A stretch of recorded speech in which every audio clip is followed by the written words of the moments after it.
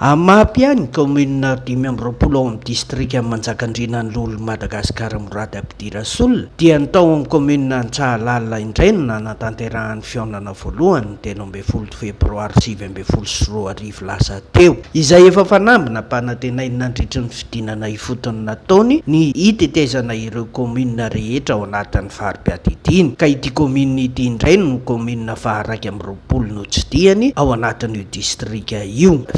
Kalozakevitra sy fampahafantarana ny fomba fiasany tamin'ny ben'ny tanàna sy ny mpiara-miasa aminy, mpanolontsaina kominaly, lehibe ny fokotany, tangalamena, ny tompona andraikitra isan-tsokajiny ary ny solotena amin'ny vahoaka any an-toerana no nanatanterahana izany. Ka tapaka nandritra ity fihaonana voalohany ity fa ny talata 12 febroary 2024 dia isy atrik'asa lehibe arahan'izy ireo amin'ny lolo Madagasikara Morady Ampidirasol sy ny kabinetrany entina hananganana ny fiarahamonim-pirenena ao an-toerana. Izy ihany koa ny fanamafisana ny haira kasika ny fitondrana tsara ny tantana, mangarahara, ny ady amin'ny kolikoly ary ny tany-tandalana. Nandritra io fidinana ifotony io ihany koa no nanaovany tatitra mikasika ireo tolo-dalàna sy volavolan-dalàna lany teo anivon'ny antenimieran-dolona nandritra ny fotoam-pivoriana 2024 sy 2024 ary nampahafantarany ny andraikitra sy ny asan'ity androm-panjakana faharoa ity. Anisan'ilay commune 10 to anatin'ny commune 5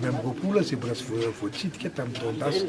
Ny antony moa zany dia nampafantatra ny asa mandraraha sy ny adidy miandry ny antenimieran-dolona sy ny olona ao anatiny ao.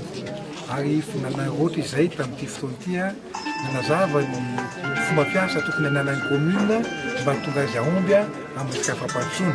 Zany hoe resaka fitondrana saran-tantana, ny ady amin'ny kolikoly, ny mangarahara, ny tany-tandalàna zany netinay-tetso zany ny vokatry ny ataoko hoe fivoriana nisy tao amin'ny antenimieran-dolona, misy volavolan-dalàna maro dia maro nitapaka tamin'ny taondasa tanterahana indrindra lay ataoko hoe volavolan-dalàna anankiroa farany tamin'ny session extraordinaire teo.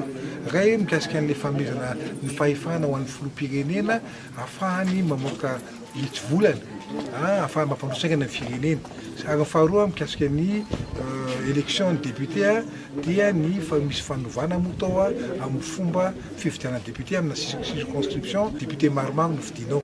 No mariny lolo Madagasikara Morady Ampidirasol fa izao no natao dia mba hisian'ny fanatsarana ny fari-piainan'ny tokantrano tsirairay satria ny fampandrosoana ny Madagasikara dia miainga avy eny ifotony.